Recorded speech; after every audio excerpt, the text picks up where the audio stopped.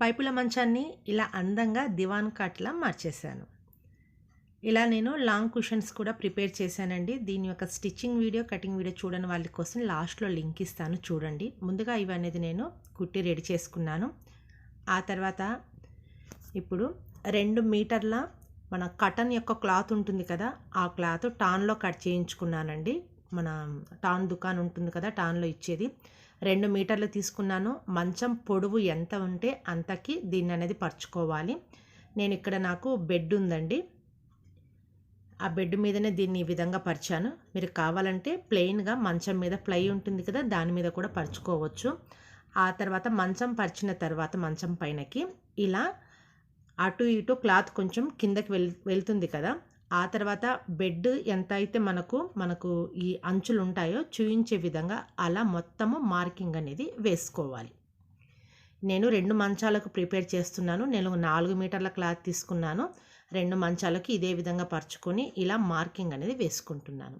ఆ తర్వాత ఇప్పుడు పేపర్‌తో ఎక్స్‌ప్లెయిన్ చేస్తాను చూడండి. ఇది కూడా నేను కటన్ క్లాతే తీసుకున్నాను.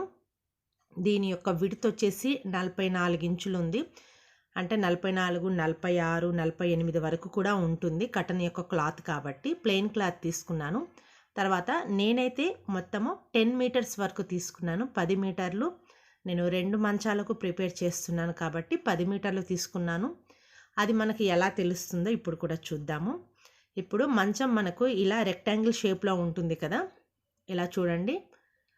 అప్పుడు మనకిక్కడ ఎన్ని మీటర్లు ఉందో కొలత వేసుకోవాలి. ఇక్కడ చుట్టూ మంచాన్ని కనుక కొలత వేసుకుంటే 6 మీటర్లు వస్తుంది మంచానికి. మీ మంచం ఇంకా లెంత్ ఎక్కువగా ఉంటే ఒక హాఫ్ ఇంచ్ ఎక్కువగా వస్తుంది. నేను 6 మీటర్లు తీసుకున్నాను. ఒక్క మంచంకి మీరు ప్రిపేర్ చేయాలి అనుకుంటే 6 మీటర్లే తీసుకోండి. నేను 2 మంచాలకు కాబట్టి 10 మీటర్లు తీసుకున్నాను. ఇప్పుడు మనం తీసుకున్న క్లాత్ను ఎలా కట్ చేయాలో కూడా చూద్దాము. ఇప్పుడు తీసుకున్న క్లాత్ మొత్తాన్ని, ఈ 10 మీటర్ల క్లాత్ని సెంటర్కి ఫోల్డింగ్ చేసుకోవాలి లెంత్ వైజ్లో. ఇలా లెంత్ వైజ్లో సెంటర్కి క్లాత్ మొత్తాన్ని ఫోల్డింగ్ చేసుకోండి. కొంచెం కొంచెంగా ఫోల్డింగ్ చేసుకుంటూ కూడా కట్ చేసుకోవచ్చు. ఇలా ఫోల్డింగ్ చేసుకున్న తర్వాత కరెక్ట్గా సెంటర్లో ఇలా పొడవులో కటింగ్ అనేది చేయాలి.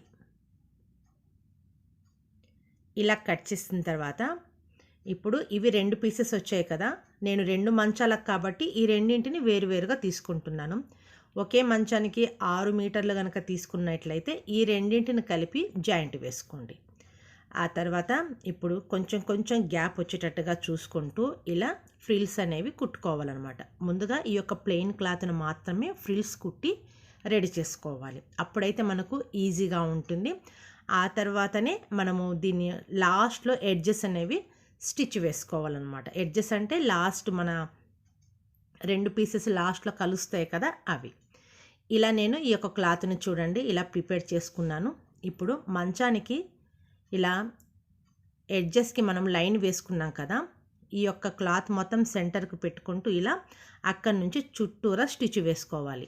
మీరు కావాలంటే సెంటర్లో పిన్అప్ చేసుకోండి, లేకపోతే ఒకేసారి మిషన్ కుట్టుతో డైరెక్ట్గా కూడా కుట్టుకోవచ్చు. ముందుగా మార్కింగ్ కనుక వేసుకున్నారంటే స్టిచ్చింగ్ మనకు చాలా చాలా ఈజీగా అవుతుంది. ఇలా స్టిచ్చింగ్ వేసుకున్నాను. తర్వాత క్లాత్ని ఇలా వేసేసాను. అంతే, చాలా సింపుల్గా పైపుల మంచం అనేది మనకు దివాన్ కాట్ మోడల్లో చాలా చాలా లుక్ అనేది వస్తుందండి. ఇలా నచ్చితే ఒకసారి ట్రై చేయండి. పర్ఫెక్ట్గా మనకి ఎంత క్లాత్ కావాలో చూసుకోవచ్చు. ఇక్కడ మీకు గనక ఫ్రిల్ యొక్క లెంత్ ఎక్కువగా పడ్డట్టుంటే అది కొంచెం మనం కింది సైడ్ ఫోల్డ్ చేసుకొని స్టిచ్ వేసుకోవచ్చు. నచ్చితే ట్రై చేయండి. ఇంకా నా వీడియోస్ చూడాలంటే దయచేసి సబ్స్క్రైబ్ చేసుకుని ఈ వీడియోని లైక్ చేయమని రిక్వెస్ట్ చేస్తున్నా. Thank you friends.